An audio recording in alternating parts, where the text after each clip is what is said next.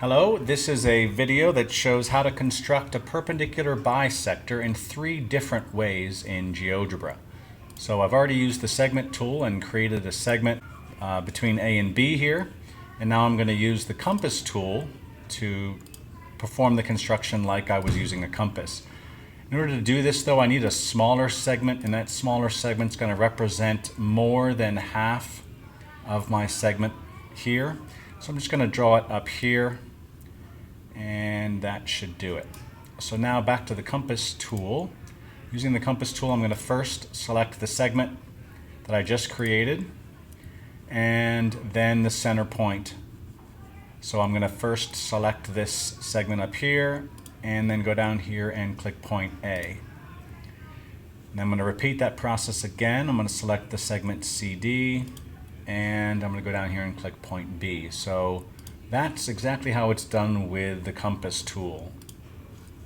If that compass distance is more than halfway, this construction works. If it's not, it won't work.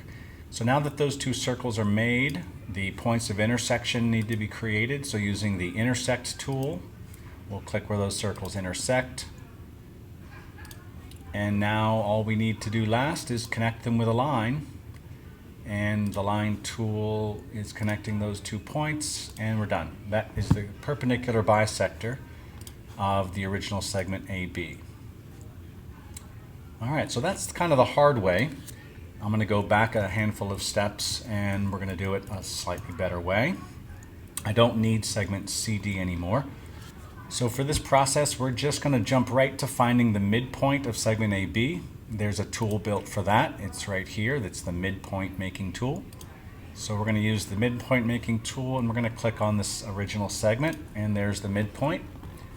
When the segment is changed, the midpoint moves with it.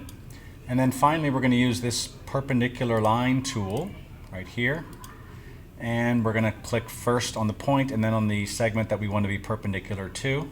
So I'll click the point C, and then I'll click the segment AB, and we're done. That is the perpendicular line that passes through the midpoint. It is a perpendicular bisector.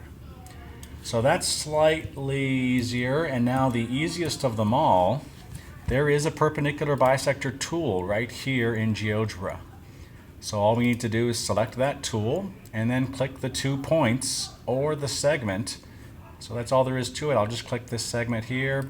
Done. That's the perpendicular bisector. Okay, the intersection between those 2 objects, there we go.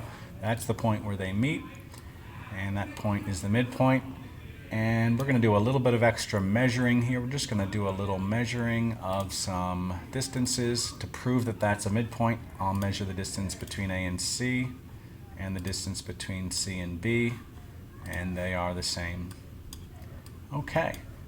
And I guess we could measure some angles as well if we wanted to measure the angle between those 2 segments. It is, no surprise, if you do it the right order, a 90-degree angle. Okay, so that's my video. Hope you enjoyed it and enjoy using GeoGebra.